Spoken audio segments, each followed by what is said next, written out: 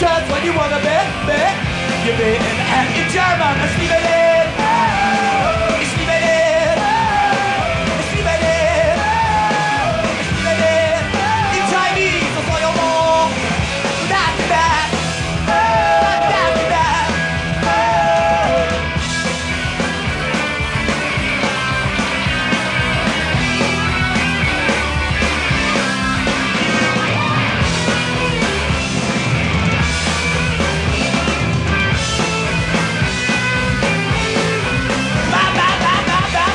Exposure to what was going on, not so much in New York, but in London, came to a lot of kids in LA from a show, a magazine type, 60 Minutes, a magazine type show called Weekend. It was one of these shows, like a Time magazine, where they would do little stories, you know, whatever, birth control and crime, and one weekend they did a show on punk rock.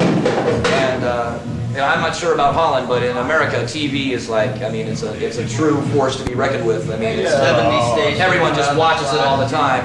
And a lot of young people, a lot of teenagers actually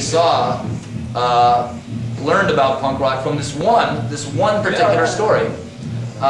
You know, we saw bands like the Sex Pistols and kids with safety pins in their head and, you know, dancing around, strangling each other. And I mean, the very next weekend, you had a bunch of kids in clubs imitating that, you know. So a lot of it started with that. And we had a jump on a lot of the others because our old bass player, Billy Clubb, had gone on vacation to England the summer before. And he brought back Sex Pistols, Damned, and I don't know, who else? The Clash, right. And he was like the first kid on the block to have those records, while the rest of us were listening to Fleetwood Mac and Yes and bands like that. Then all of a sudden he shows up with these punk rock records.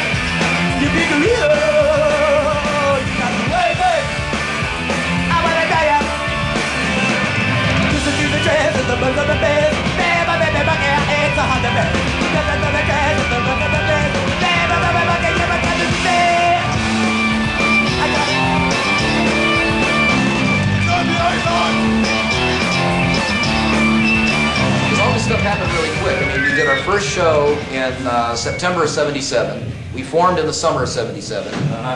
By the end of the year, we had a big record deal. By November, we had the big A&M deal. And by the spring of that coming spring, we went to England. We always thought, or at least I always thought, that England would hate us. And that if we were going to happen at all, it would be in America, because we'd be like the first sort of punk rock shtick happening there. We were very intimidated imitated by the English public, because we thought punk rock over there was such a political sort of thing. You know, you had to have all this angst and anger, and we thought they would be like, you know, the sun never sets on our punk rock empire type thing, and surprised the hell out of us. We wouldn't have been popular there had it not been for, like Stan was saying, little kids. The vast majority of our fans there were like 12 and 13 years old. It seemed like the older brothers had the Clash and the Pistols, and they kind of adopted us. Came to you. Exactly. Yeah. This is a new single, and it's called Just Say Yes.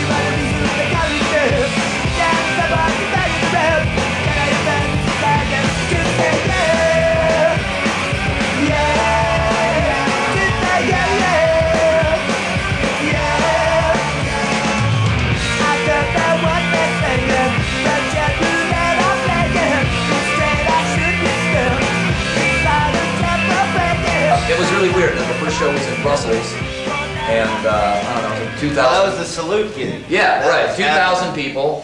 They introduced us as from the UK, which kind of rubbed us the wrong way. Yeah, lots of California. people still think we're English. And we walked out there, and I mean, you know, I knew that these 2,000 people didn't, you know, most of them couldn't have known who we were. And I didn't know, I had a drink in my hand, I didn't know how to toast in French or anything. I said salute, and the whole place cheered. And we did the set, and they went nuts, and we got 3 encores, and we figured, wow, this is great. These people must just be starved for music in general. That's got to be the reason, right?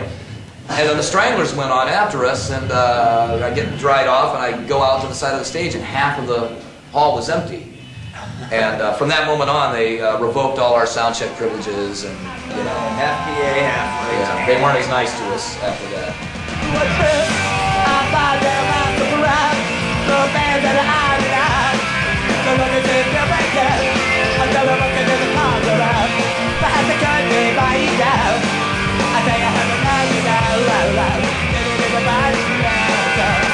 And we got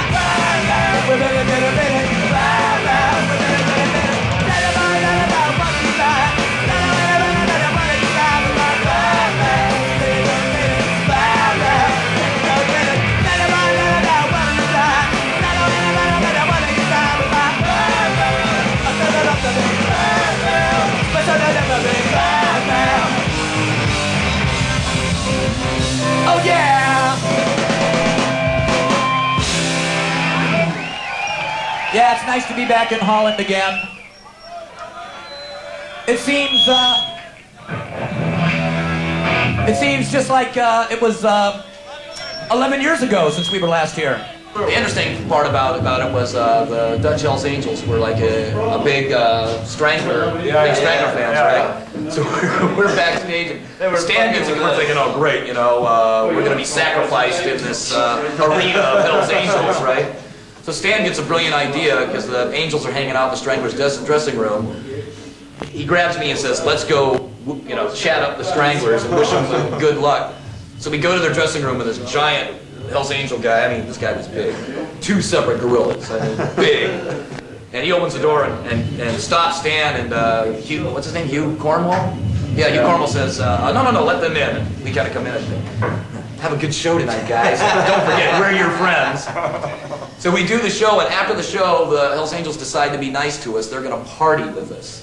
And when a Hells Angel wants to party with you, you party with them. You know? It's They like, want the hat on Chuck Wagon's head? oh They got man, it. they take this rolling papers and they fill it up with all this black concoction and sprinkle a bunch of white powder on it, and we're like, no, really. I'm driving, please. And, here, smoke this. You know, okay.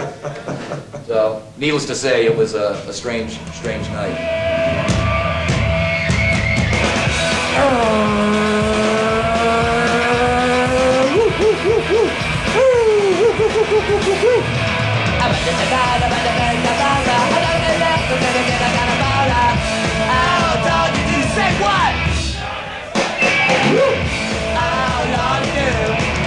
You're the enemy of the man. Come on, tonight, and then I'm gonna get back down.